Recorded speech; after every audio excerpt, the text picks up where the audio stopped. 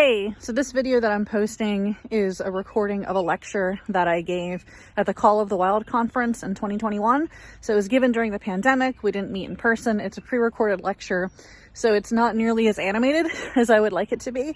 But I think there's some really good information there. It is geared towards rehabbers specifically, and most rehabbers, as a lot of you may or may not know, tend to be older people who don't have necessarily the best technology skills, so do go a little bit slower over some things.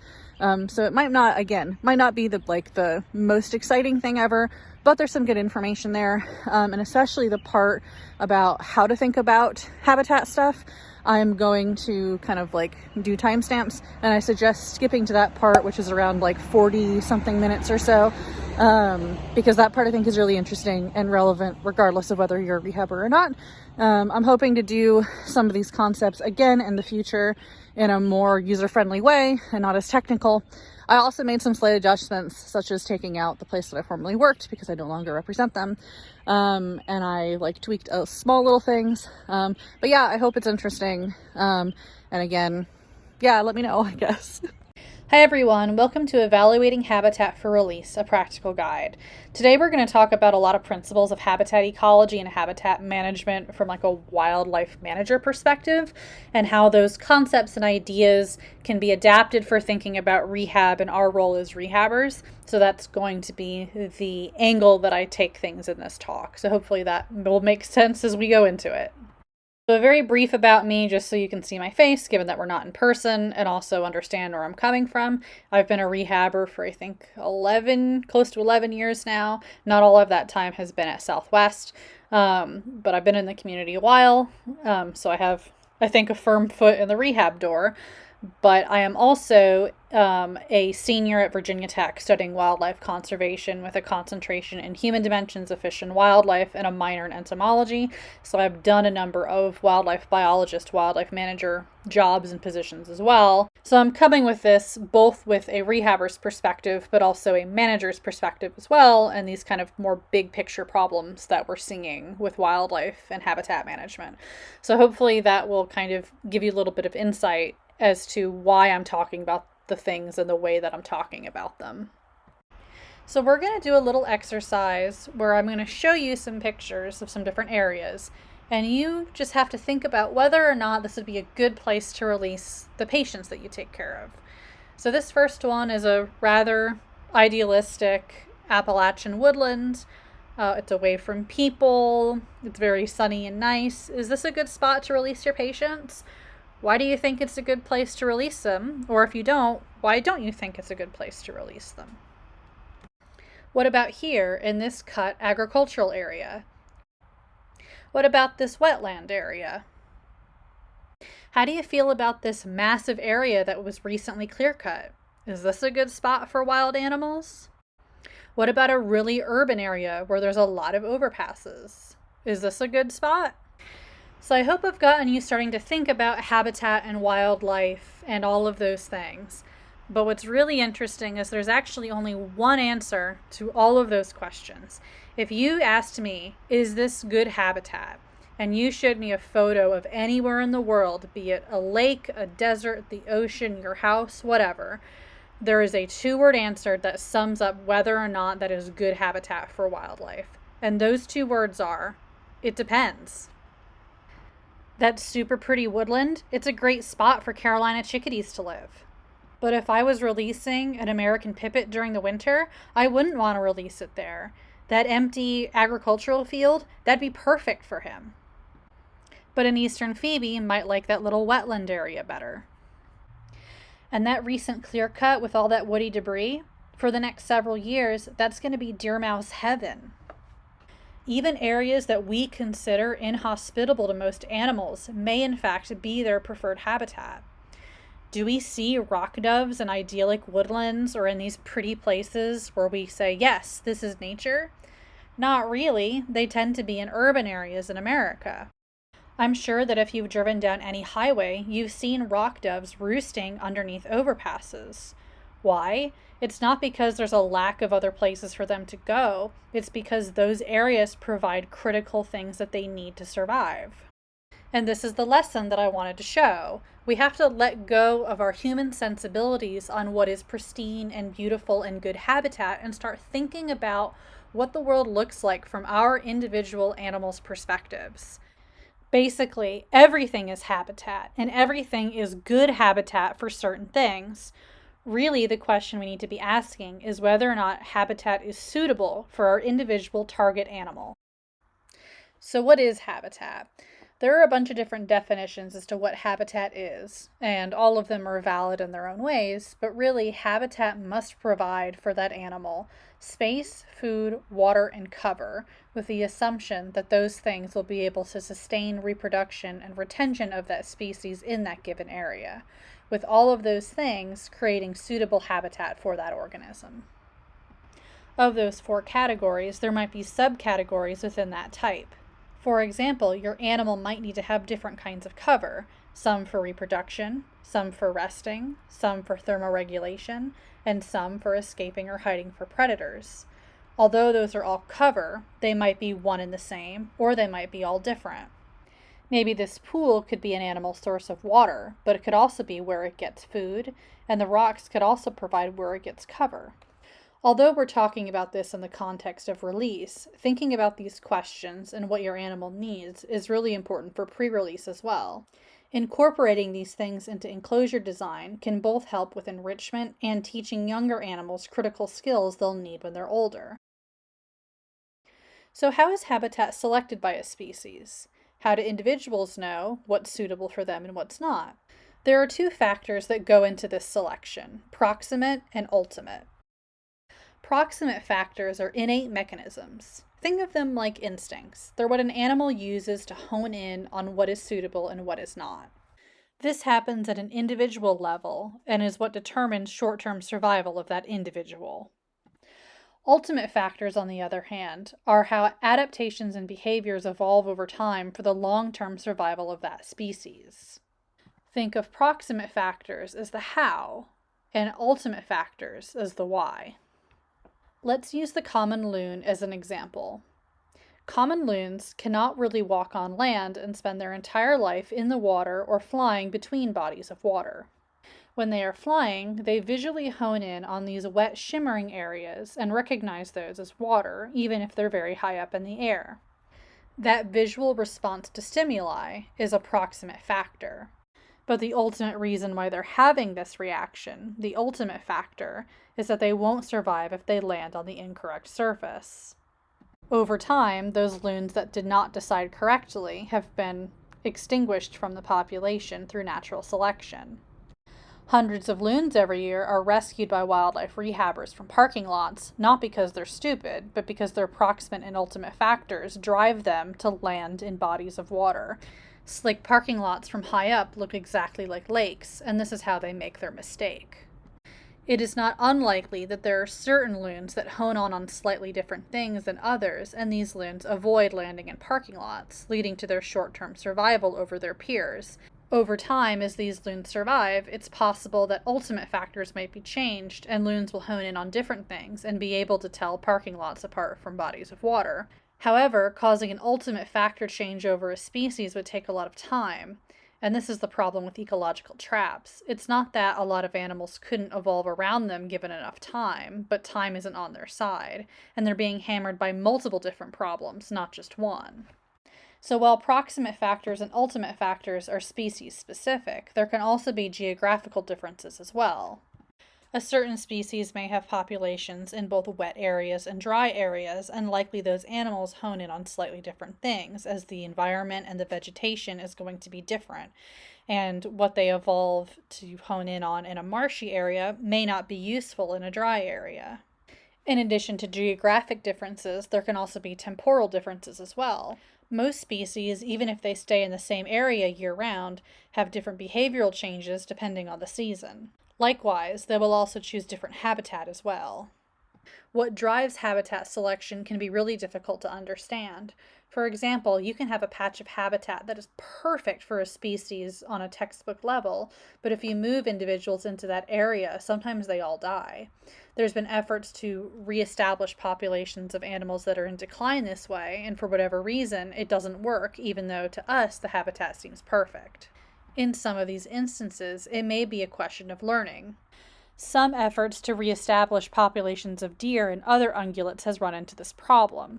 The quote-unquote cultural knowledge of this population has been lost over time, and because this new population has not experienced this area, they have to learn through trial and error rather than through learning through other individuals. New herds that are introduced in areas where old herds that have been established for a long time have higher survival rates than those that are completely new without old individuals. Even though we understand these factors, sometimes we don't understand why individuals would purposefully choose subpar habitat over good habitat that's next door. That could be because of competition between species or for other reasons that we just don't understand.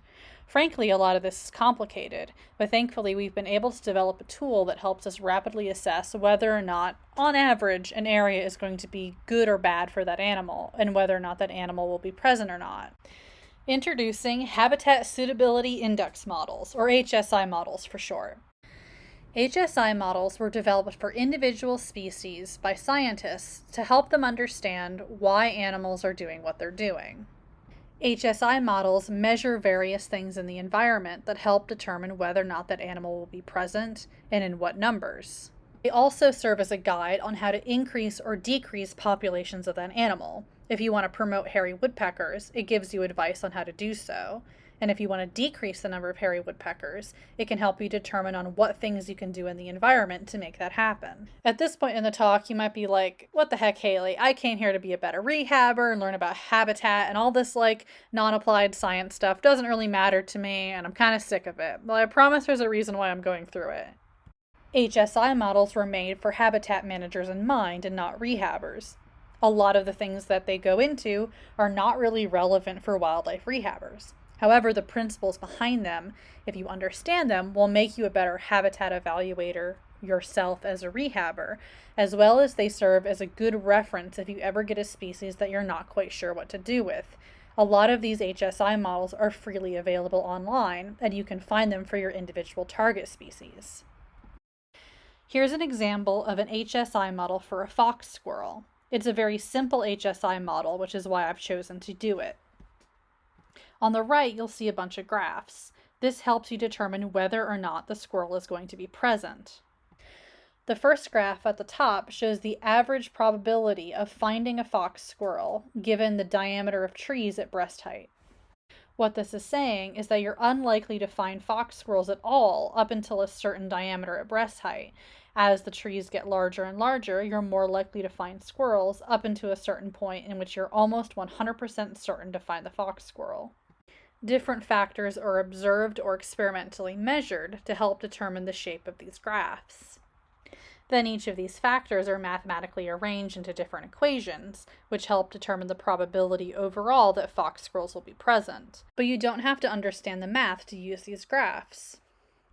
Just looking at these graphs, we can determine that the best place to release a fox squirrel would be in an area in which the average diameter is over 15 inches for trees, the canopy closure is between 25 and about 60%, and the percent shrub crown cover is under about 30 or so.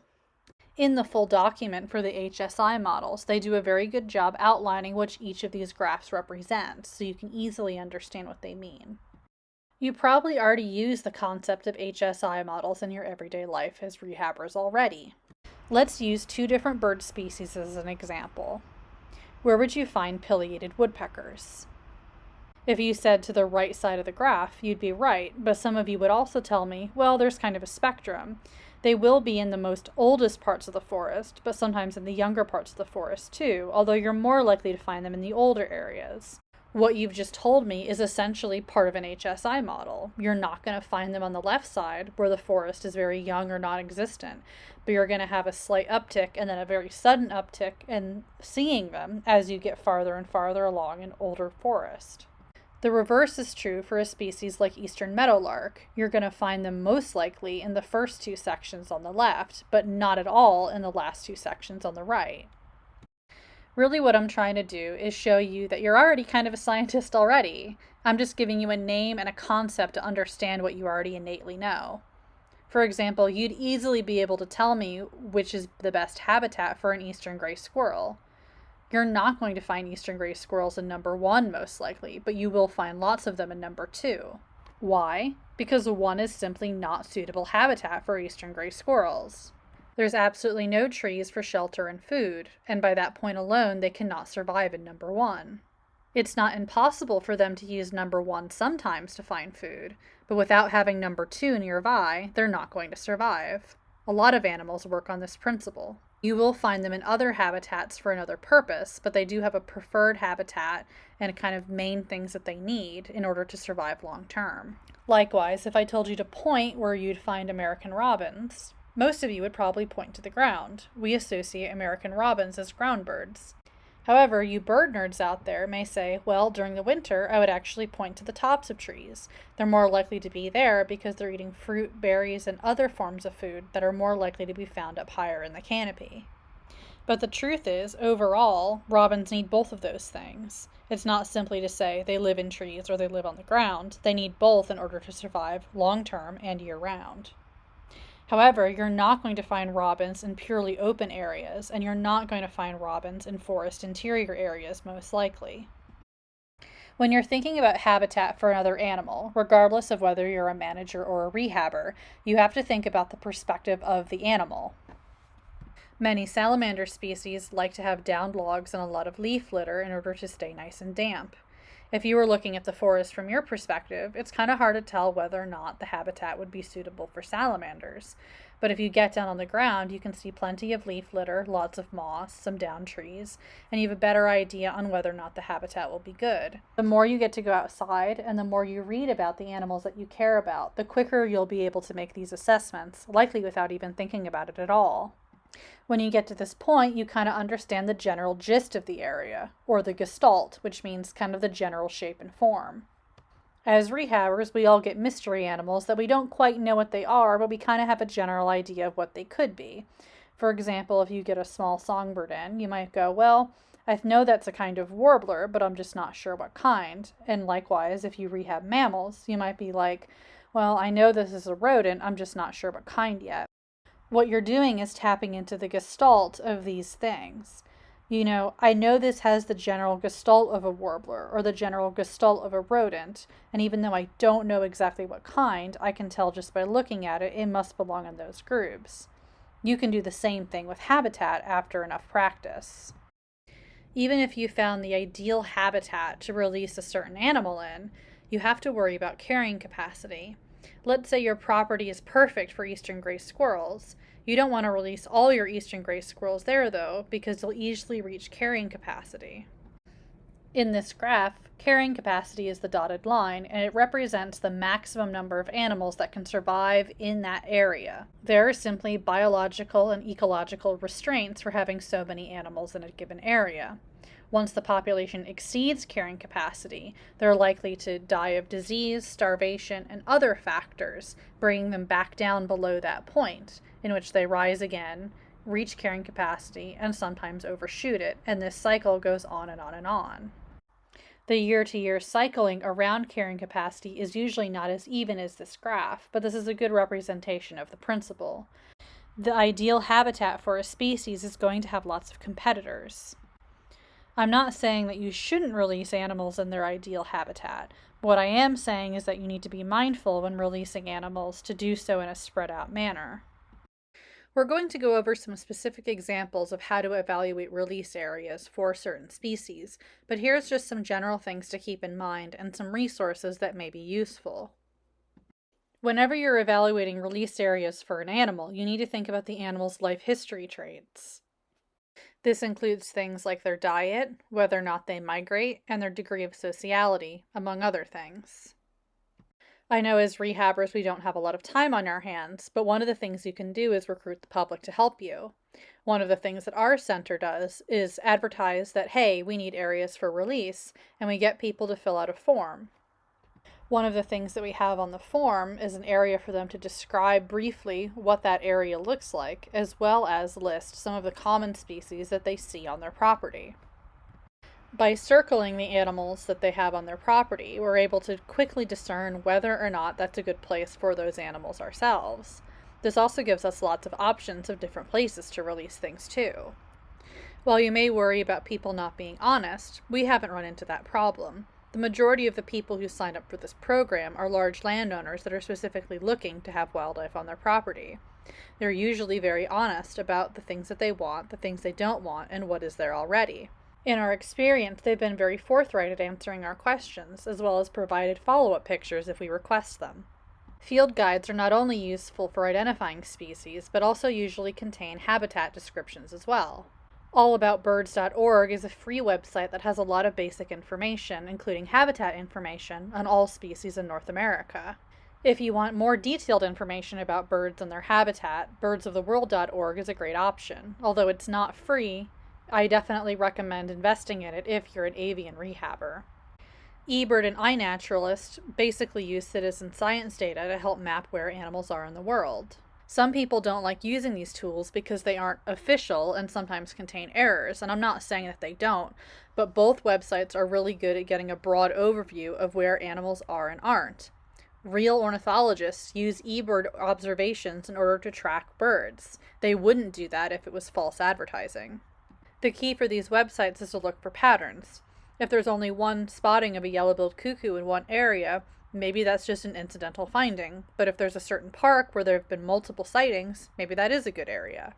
If you have a lot of sightings of an individual animal in the same area over a long period of time, and multiple people have seen it, then that's likely a good place for them. The data likely is not lying there.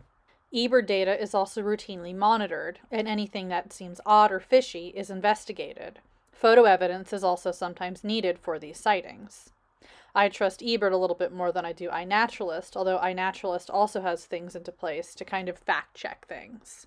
There is an app you can download on the dendrology website at Virginia Tech called vTree. vTree is an app that helps identify trees all over the world. The dendro.cnre site also contains non-app versions of this information. Being able to identify trees and other plants is useful when evaluating habitat. For example, we'd want to release squirrels likely in an area with lots of oak, hickory, chestnut, and other kinds of nut-bearing trees, but not so much trees that don't. And there's plenty of other resources too. Developing relationships with your local universities or local experts is a great idea. You can bounce ideas off of them, and they can help make decisions for you. Consulting biologists within your state agency is also a good idea. They know these species really well and may be able to help you out. Not everyone in the world is going to have the time or energy to help you, but having a few people on your side can be really useful. You also need to consider legal and permit requirements for releasing animals, as well as whether or not the animal is an adult or a baby. In almost all cases, it's best to return adult animals back where they're found. They have territory there already and are familiar with the area. They've chosen to be there for a reason. However, this isn't always the case with babies. For example, song sparrows in the wild form loose flocks with other juveniles once they fledge and are independent, rather than hanging out in the territory of their parents. In that case, it's a lot better to consider releasing your song sparrows that you've raised as a flock, or into a flock of wild song sparrows. Again, all these things are very species specific, and also can sometimes be regional specific as well. Again, habitat is very confusing, and at the end of the day, everything depends. Let's go through some real case examples to exercise some of the things that we've learned. Blue jays are a very commonly admitted animal to wildlife rehabilitation centers, so I think that they're a good first example. I honed in on 4 different life history traits of this species that are important for release. They are a semi-migrant, which means that although they occur year-round, there are individual migrations of some populations between that range. Some migrate, some don't, and it also depends on the year. They're also cachers, meaning that they hide food and eat it for later. They're an omnivore that relies on a lot of acorns in their natural diet in the wild. They're a highly social species, and they're very adaptable to a lot of different kinds of environments. The brief habitat description on allaboutbirds.org says this: blue jays are found in all kinds of forests, but especially near oak trees. They're more abundant in forest edges than in deep forest. They're common in urban and suburban areas, especially when oaks or bird feeders are found. Take a few seconds to think about this information and what it means for release. I think the most obvious consideration is there's an emphasis on oaks, even from this really brief habitat description. Not only are oaks mentioned twice, but we also know that blue jays eat a lot of acorns during the fall and winter in order to survive. Likely, if you get an adult, it's best to return it back where it was found. However, there is a temporal factor which may cause a problem with this. Do you know what it is? If you received a blue jay during the fall, would it be acceptable to release it during the winter after it's been in rehab for over a month? During that time, that bird has not been able to cache food for the winter, so even though the bird is healthy, it may not have enough food cached away to survive. Is this winter season really bad? Where it was found, are there lots of bird feeders that could supplement the food that it doesn't have cached away? There are a lot of things to consider, just beyond whether or not the bird is ready to go. What makes this even more difficult is we don't know what the right answer is. There isn't any information on whether or not blue jay survival is greater or less post-rehab in these situations. Just because we don't know whether or not the decision is the right one or the wrong one doesn't mean that we can't make an educated decision. This would be a situation where if the animal came from someone's yard, I might call them and ask whether or not they keep bird feeders up throughout the winter. Even if they don't, I might explain that it would be in the animal's best interest to do so, or ask if there are other feeders in the neighborhood that could supplement this bird for a while. If it is forecasted to be a particularly harsh winter, or if the bird was found in an area where supplemental feeding is not possible, I may elect to hold that bird a little bit longer. For a baby blue jay, I would definitely want to raise it with other individuals and release it where there's other blue jays. But because these birds have not had the advantage of being taught by their parents, I probably would want to release them in an area where they know that they would get supplemental feedings. Blue jays are looked after by their parents for a very long time, and without wild parents, they're at a disadvantage. So being able to put them where there's feeders or other food sources available would be in their best interest. They're more likely to survive long term into adulthood rather than just dying soon after release. If we're not producing animals that are going to survive after release, then what's the point of wildlife rehab? All of the money we raise would be better spent managing habitat on a species level rather than individuals. So while we know that blue jays have a preference for oaks, forest edges, and like forested areas near urban and suburban areas, there's a lot of other factors that go into release as well, due to age, temporal factors, seasonality, and other things. This would likely be a good area to find blue jays. We see oak trees. We've seen that the forest is not a forest interior. There's a lot of young growth, and likely this is near a forest edge. Let's move on to another example, the eastern chipmunk. Eastern chipmunks are burrowers. They're year-round residents. They're generally asocial, and they're omnivores that also cache their food. What things would this animal need?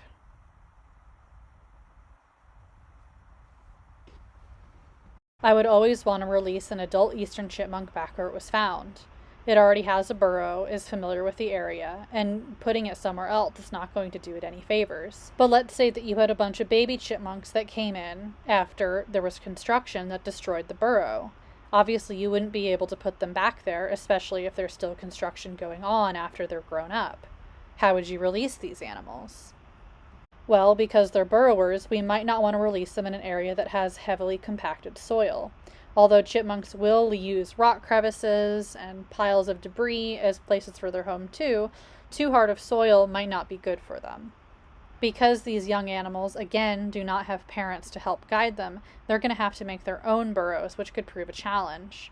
I would definitely release these in areas where the soil is looser and there's also lots of places for them to hide, so they have places they can go until they're able to construct their own burrows. While spring babies are likely able to find food without much trouble given it's warmer and there's a lot more food options available, babies that are raised during the fall might do better if they're released by some place that puts out food or has a high acorn crop or a lot of other foods that they could eat. Chipmunks are also fairly territorial and guard their territory pretty strongly. Releasing them in an area where there's lots of chipmunks might not be the best thing for them. All of the good territories are already taken and already defended by other chipmunks. Just like blue jays, I may delay releasing a chipmunk in the winter if it's been in rehab for a couple months because it has not had the ability to cache. It's also possible that another chipmunk has taken over its territory. Releasing that chipmunk back may be a death sentence. Here's the habitat description for eastern chipmunks from the Mammals of Missouri, which is a great field guide even if you're not in Missouri for small mammals. Eastern chipmunks inhabit primarily deciduous wooded areas and prefer timber borderland rather than deep forest. Here, they select areas with logs, stumps, rocky outcrops, and crevices for refuge, elevated observation and vocalization points, and wooden banks, log heaps, stone piles, broken rocky bridges, or rubbish heaps as sites for their tunnels and nest chambers. They are also found around city parks and near urban, suburban, and rural homes and other buildings, where they live in shrubbery, stone walls, and old outbuildings. This is a great, short, easy to understand, and straightforward guide to release. This is what we need to look for when we're releasing chipmunks. But why do they choose these things anyway? In general, this is a pretty good area to find a lot of small mammals. But why? Have you ever noticed that chipmunks and other small mammals will run on top of logs rather than underneath or beside them? Why would that be? What in this picture gives away the answer? The clue is the leaf litter. If you're walking across leaves, it makes a lot of noise and makes you a target for predators. By running on top of the logs, even though you're more exposed, there's no sound, and you're able to escape pretty safely. This area provides a lot of good functional areas for chipmunks. It serves as cover from predators, cover from the elements. You could also find food in these places or cache nuts. You could have a burrow stashed away here. Standing on top of a log may also be a good vocalization point to tell other chipmunks that this is your area, as well as a good observational point to see what's going on within your territory. Just like in your house, you might use your table for different things, but the table is part of your everyday life. Characteristics of good habitat for your species can also serve a lot of different functions. I'm sure that if you looked at an HSI model for chipmunks, the amount of downed woody debris positively correlates to an increase in chipmunks. The spotted salamander is the most common salamander that we get at Southwest Virginia Wildlife Center. They're insectivorous. They migrate to breeding ponds. They're fossorial, meaning that they spend the majority of their life underground, and they're very site-specific. From these 4 facts alone, we know a lot about this animal. Because they're site-specific, we definitely want to release this animal back where it was found. Because they're fossorial, we're very unlikely to get them in unless they're migrating between breeding ponds.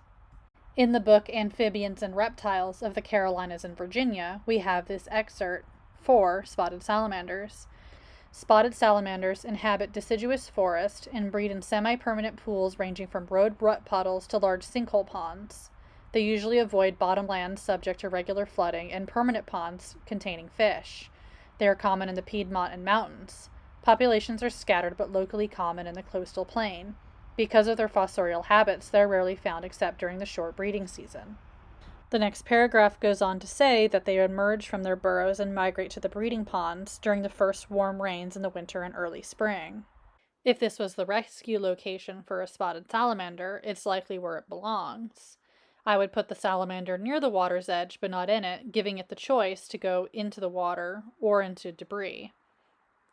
Giving it shelter may also be a good idea, such as releasing it where some of the downed logs are. That way it can't get gobbled up by another critter. But what if we were in an area where the pool that it was found near is dried up? What would we do then? We still want to release it back where it was found, because that's what our permit conditions say, and it's also what's probably most appropriate for that animal so it can decide where it's going. Well, people who study salamanders generally look under logs or through leaf litter that's damp to try to find them. If we were releasing the animal back, we might find a nice log that's damp underneath, or find some damp leaf litter and put it underneath there. That way, the animal has temporary shelter and is an appropriate habitat for release, and then can decide where it wants to go from there. Since we discussed another fossorial animal, the spotted salamander, let's take a moment to talk about another one, moles and shrews. This is more something that we worry about with moles, but can impact shrews and other animals that dig too. Paths like this can actually cause huge divides in populations. Moles cannot dig under the soil, which gets packed down through either foot use or driving.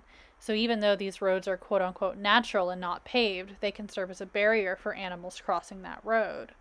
That means it's important to know what side of the road that animal came on and potentially return it back to that same side. However, Moles and shrews will sometimes go out onto the trail to go to the other side. However, that puts them at risk for predation. Again, this is why we need to get into the perspective of our animal. We humans see this road and don't really think anything of it. There's still forest on either side, and it doesn't really seem to be disturbing the ground that much. But to a mole, a road can be a major block and can cause problems with it moving around its territory. This is why we see problems with habitat fragmentation.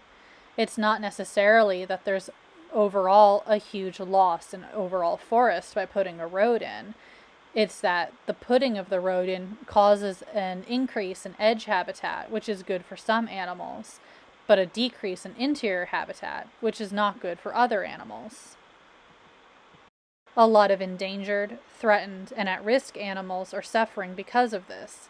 It's not that there's overall giant habitat loss for them, but there's habitat change, which is making them unable to live in those areas. Some forest interior species can still survive in these smaller fragments, but others can't. And as fragmentation occurs more and more and more, these small isolated areas of interior habitat make it hard for those animals to find mates in other areas, further isolating them. There are some scientists that believe that some species, such as the Atlantic coast leopard frog, occur because of habitat fragmentation. The building of Interstate 95 essentially split this frog off from other leopard frog species. Because of this, they were no longer able to breed with other leopard frogs and eventually became their own species. In addition, all of the urban noise in the area drove these frogs to develop a slightly different call from their counterparts, again cutting them off from the rest of the other leopard frog populations. The last example I'll talk about is the magnolia warbler. Magnolia warblers are neotropical migrants, meaning that they do long-distance flights between here and Central and South America. In Virginia, they only breed on Mount Rogers, but otherwise just migrate through the rest of the state. While they migrate, they tend to form mixed flocks with other birds, migrants, and residents. We'll be using eBird.org to help plan the release of this individual. AllAboutBirds.org has this to say about the species. Magnolia warblers breed in dense stands of young conifer trees, especially spruce in the north and hemlock in the south. During migration, they forage in dense areas along forest edges, woodlots, and parks. On the wintering grounds, they occur from sea level to 5,000 feet in a variety of areas, including cacao plantations, orchards, forests, and thickets. This is the range map for the magnolia warbler. As you can see, for the most part, all it does is migrate during the spring and fall through Virginia. Because of this, we want to release it in an area that is kind of good habitat, but it's not going to be specific, as this bird is likely just going to gather food and move on rather than make a living there. A lot of long-distance migrants like this actually purposely seek out local residents like chickadees, titmice, woodpeckers, and other birds because they know the local spot a lot better. They essentially tag along and are doing the bird equivalent of asking where the good restaurants are when you arrive in a new city. What I'm more worried about finding is figuring out the latest date that I can safely release that animal. When are the majority of that species moving through, and when do they stop? There are other species that I worry about similarly, such as northern flickers. Although northern flickers are year-round residents, they're kind of weird woodpeckers in that they like to be on the ground. When the ground is frozen, they're unlikely to be able to find a lot of sources of food, and a lot of them will actually migrate away. Because of this, I don't like to release them when I know there's a big storm coming, and I also don't release them when I know the ground is going to be frozen. This may be different in different areas, but in our area, this seems to be the case. I want to ensure that I'm giving them enough time to go to a safer place, especially if there's going to be bad weather. Let's use eBird.org to help figure out when to release this warbler. We're going to go to the Explore tab and click the species. You can use alpha codes if you know them. There's Magnolia warbler, and click on Large Map. Now we see a map where all of the warblers have ever been found using eBird data. We're going to go to the date thing in the corner. And let's say we had a bird that came in October. So we're going to select just the months of October, and let's look at the past 10 years to see where they are. So this is their distribution over the last 10 years. Now let's go to Roanoke, where the center is, and look around at where these warblers are being found and when. I can click on any of these little icons and it'll pull up a list of when the birds were found. I can also click on these to see individual information about each checklist. Overall, looking at all these dates, even if we go out to some of these farther areas, it looks like the majority of these warblers are coming through during the first couple weeks of October, but very rarely are we seeing sightings of them later on in October. Even if we go to Blacksburg, we see the same general pattern. Let's try looking up a little farther north and see what's going on. Again, still the same general pattern. Most of the birds are gone around the 10th or 11th. There are some in the 12th, 13th, 14th, but very rarely are we seeing birds that are later than the 20s. It's hard to tell exactly the pattern from this map. Let's look at the current year. Currently, when I'm recording this, it's October 8th. So there aren't that very many observations for October, especially in this area. This is why we like using the 10-year data, because it gives us a better snapshot of the behaviors of this species from year to year. But as we can see, there's plenty of them around our area. Let's look at the past 10 years again for November to compare the data. Whoa, this map looks a lot different. Most of the warblers are now in South America, although there are some sightings in North America. There's none in Roanoke. So let's look around other places in Virginia. Both of those were on the 1st. Again, early in the month. The 2nd. So it's safe to assume, but by the first week of November, there are very few birds at all, and these must be stragglers. Let's go back to October again.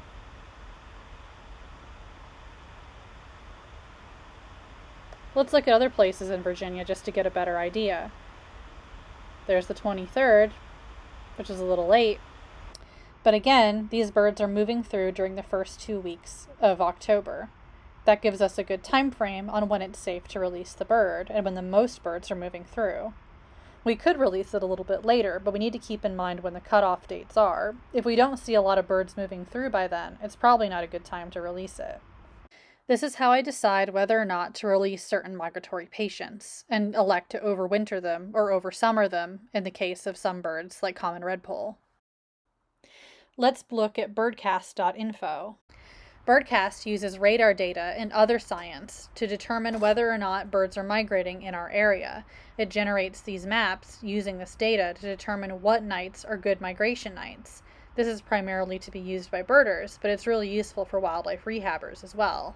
This website used to be a little bit more useful in that it would break it down by species, but this is what we have to work with, and I still think it's a really useful website.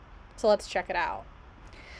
As you can see, Virginia is bright yellow, meaning that we're going to have high intensity of migration on the night of the 10th, also the 9th. But there's going to be some rain on the 8th, and we're not going to have as heavy migration for our area. So that means it's probably not good to release our bird then, rather on these nights where the night is going to be a lot clearer and the bird is going to be able to migrate easier. There's a lot of really cool migration tools that you can use as well, looking at live maps and also what's going on locally in certain areas too. But really, I usually use just the bird forecast maps. You can use eBird for other things as well. For example, let's say we're trying to find a good spot in Montgomery County to release a pileated woodpecker. There's a lot of different places to choose from. Let's choose one of these hot spots. Man, if you really look, there's a lot of sightings of pileateds here. But how do we know this is a good area? What if we want to learn more about that area?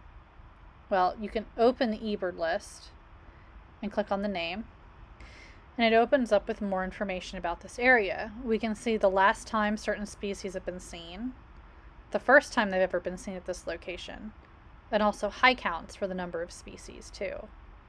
Species that are more likely to have been seen last are likely more common given that time of year. We can also look at this bar chart feature and see when each individual species is likely to be around. As you can see, Canada geese kind of fade out during the summer months. Same thing for mallards. Eastern whippoorwills are only there during the spring and summer months, which makes sense. This isn't perfect, and we're not getting the full spectrum of everything, of course. This is reliant on people birding, and so it's going to be focused in certain areas over others, but it still gives you a good idea on what's going on locally and where might be a good spot for your patients to be released at. We can also go in the corner here and click on directions, and it takes us to Google Maps. We can look around here to see what's going on as well and get directions to this location. There are two tools I like to use on Google Maps, the Street View feature as well as the satellite feature. Here you can see what everything looks like from above, colored naturally. We can look around and see whether or not we think this is a good area for the animal to be released. It looks kind of patchy. Is this a good area for pileatids? Maybe over here. There's also some water there. Let's check out another area. Here we're looking at Pendapus Pond. We can see water. And this area has a lot more unbroken forest, but there's not as many people, so there's not going to be bird feeders if that's something we care about. But we can look at the terrain and actually kind of tell the vegetation type.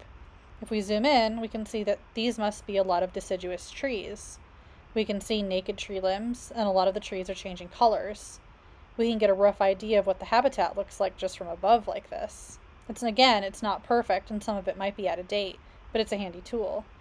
We can also use this feature to help identify animals and evaluate their habitat by using the Street View feature. Let's look at a hypothetical rescue location on Lancaster Avenue. As we can see from above, it's a fairly urban area, but let's use the Street View feature to go closer. Here we can get a better perspective of what the animal sees, or at least what humans see. Here we can take a nice closer look around at everything. I use this tool to identify animals a lot. When someone texts me images of an animal that needs identification, I always say, please give me the address for this reason. Let's say they send me a baby bird photo. I know that there's certain baby birds that'll be here, but not others. I can make guesses based on my prior knowledge and from what I know from field guides. If the baby bird looks like it could belong to Icteridae, the blackbird family, then I know it's likely a common grackle because it doesn't fit the other species that we have, given the habitat. Red-winged blackbirds like areas with water, eastern meadowlarks like farmland, and although it's possible it could be an oriole, I don't see enough large trees to make me think that that's possible. Likewise, if someone has a mystery mouse, it's likely either a deer mouse species or a house mouse, given how this area looks. We can also go somewhere else. And man, an animal that came from here might be a different species altogether. It's a lot more rural. We have a lot more different kinds of vegetation. There's a lot denser vegetation. So we're likely to find some different animals here. We can look at our field guides and read habitat descriptions to see whether or not certain things fit. For non-birds, we can use iNaturalist, although I think it's a little bit clunkier. Here I've looked for muskrats in Virginia Beach. And as you can see, I can click on the different observations and see where they're at. It's a much smaller data set and maybe not as reliable, but it could give you some clues. If you only want to see observations that have photos, you can go to Filters and click the Has Photos option to only see those sightings.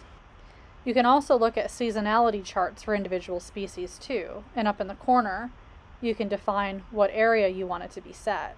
So for example, this graph here is set for Virginia, but I could easily change that. Let's look at Florida.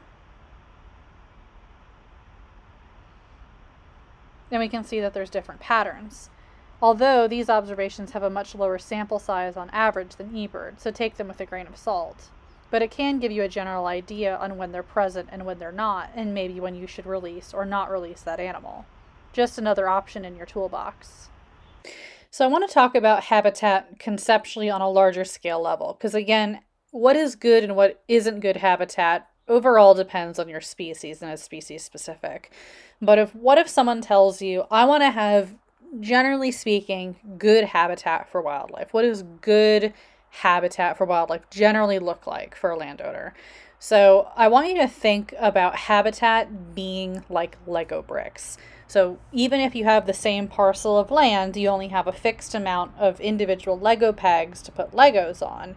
But how do you build the most interactive, cool looking, neat sculpture out of Legos using your individual parcel of land, if you will? And I like this Lego analogy because it works really well. So here we have a Lego rainforest, and I would say this would lead to good wildlife diversity for a lot of different reasons. First off, we have a lot of diversity going on in terms of the kind of bricks we have. We have a blue water area, we have these leaf areas, we have these brown tree areas. There's a lot of different types of diversity with these different kinds of Lego bricks, which are going to cause different animals to be in those different areas. But not only is there a nice diversity of different kinds of bricks in different colors, different shapes, we also have a lot of diversity in terms of like vertical diversity. So we have some really tall trees, but then we also have some shorter trees, and then we have some ground vegetation. And so there's this big range of diversity, not just in terms of across the land, we have, water and land, but also vertically, we have vertical diversity as well. So if your goal wasn't to have the best habitat for an individual species, and you instead wanted to maximize the diversity, you would want to have a bunch of different kinds of ecotypes and different kinds of environments and different kinds of habitats, all within those different types having a wide range of diversity in that plot of land. So you might have, an open grassy field. You might also have, early successional areas where the trees are very young. You also might want to have some old forest as well, some really, really old forest. You might also want to have, different understory plants. You might want to have, some water. You might want to have both still water and moving water. You might want to have a grassland nearby. Maybe you want a wetland area as well. So by having those different kinds of diversity, you can maximize the amount of different kinds of wild animals you can have in a given space. And I think looking for that kind of diversity can be important, especially if you have a more generalist species that can be in a lot of different kinds of areas. And honestly, the majority of animals that we get into rehab centers I'd classified as mostly generalists. They can occur in a lot of different areas, pretty successfully. So by having these different options and in a parcel of land that has a lot of diversity, you don't have to decide, what's the best spot for this individual animal. You can be like, okay, I know this animal generally likes these things. And in this area, there's generally these things, but there's also the option to move around different areas if that animal wants to. This doesn't work for all animals, of course. There are some animals that need large tracts of land of the same habitat type in order to fulfill their needs. So it's not a one-size-fits-all solution for all land management for all species. But this stack diversity idea works.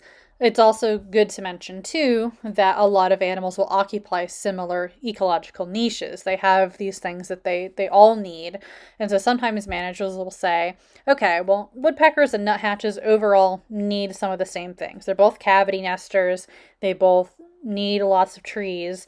So instead of selecting all species, they'll say, if I conserve this species, I will likely conserve all these other species as well. This is actually why the Endangered Species Act is a little bit misleading, because the purpose is to conserve this individual species, but a lot of the times that also is because we want to conserve that individual habitat type. It's not so much that the animal is threatened, it's that their habitat is threatened. And in order to save that animal, we have to save their habitat. And by maintaining protections for that habitat, yes, our goal is to save, giant panda or, formerly the bald eagle or whatever. But we're also saving a lot of other species alongside of it that don't have to be listed because we're targeting this one thing, which in turn targets a bunch of other animals as well. I want to take a moment to talk about habitat destruction and clear cutting and how those things factor into habitat management and how we view habitat, because I think there's a lot of misunderstanding about what habitat destruction really is, and also specifically practices like clear cutting. which are used by wildlife managers and sometimes members of the public, including me myself when I was younger, didn't understand, well, why in these national forests are they doing practices like clear cutting? Isn't that against what these wildlife and nature agencies that our government has stand for? The reality is that humanity has been doing practices like clear cutting for a very long time, and we've learned how to do these different tree management things sustainably. There are both public and private entities that grow trees on land specifically for their eventual harvest. You can argue that clear cutting is a form of habitat destruction, and it is, again, for only some species, but it is habitat creation for others. We do want to save as much of the environment as possible, but if we can make products using sustainable methods, that is better than using non-sustainable methods and non-sustainable materials. Realistically, we do need to cut down some trees, both for our consumption, for public safety, and for managing wildlife habitat. If we allowed forests to grow indefinitely and prevented things like forest fires from occurring that would naturally regenerate the forest, we have to go in manually and clear cut some back so we get early new successional habitat growing. There are many species that only exist in these fresh, newly regenerating forests, and they can't survive in the older ones. So we need a little bit of both. When people put their land in easements and have clauses saying that nothing can be done on that land, it's actually contrary to good habitat management for wildlife. You want to be able to make changes on the landscape. Humans have been altering the landscape for humans and for wildlife since the beginning of time. It's not something new, we just have better, more refined ways of doing it. One of the greatest conservation success stories in America is that of the Kirtland's warbler. We saved the Kirtland's warbler from extinction by routinely burning and destroying young jackpine forests. Normally, wildfires that used to go through Upper Michigan would destroy trees and create these habitats. But since we don't want rampant wildfires destroying our property, we've stopped the natural systems. We have to artificially do them then in order to keep these animals around. By no means am I trying to say that clear cutting is automatically a good thing. There are instances in which clear cutting can be a negative thing for some animals and not appropriate.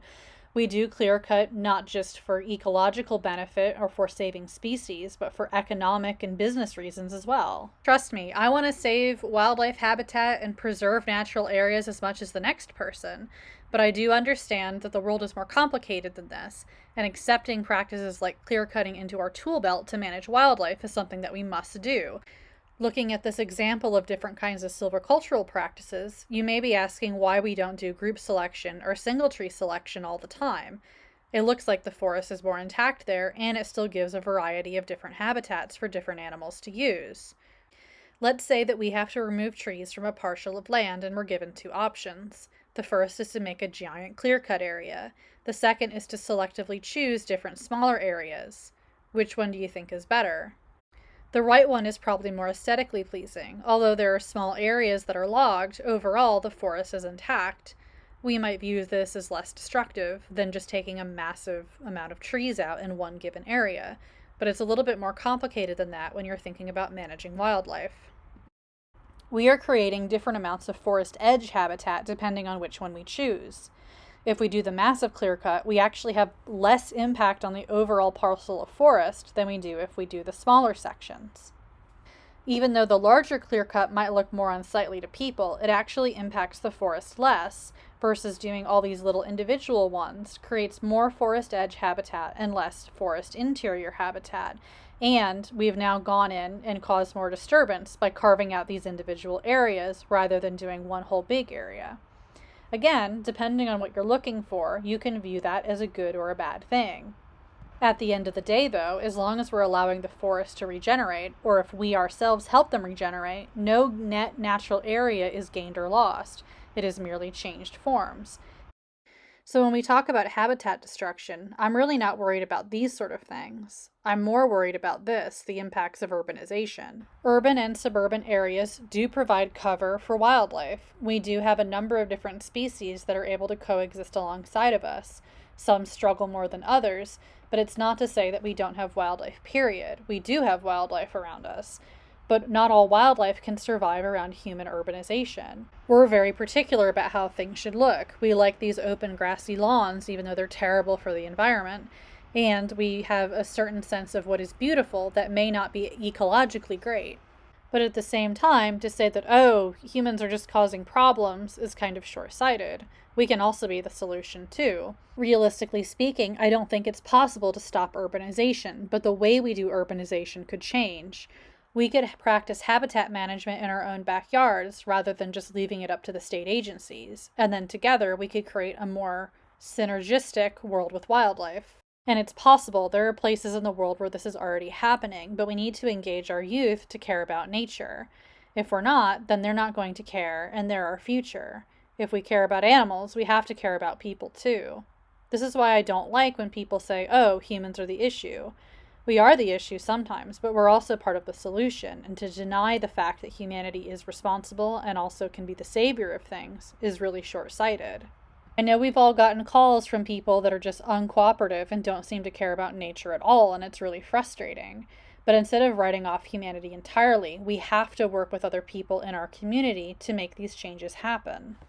As rehabbers, we're in a really interesting spot between the lay people and the experts. We have the opportunity to influence people, especially in urban and suburban areas where our patients are mostly coming from, to make these changes. If we encourage the people who come through our doors to make nest boxes for bluebirds and owls, to plant native plants, and to do positive things for wildlife on their property, we can together make the world a lot better of a place. And honestly, and I say this wholeheartedly as a wildlife rehabber, while saving individual animals is great, and I believe that it's important, we're not going to save species that we care about if we only care about saving individual animals.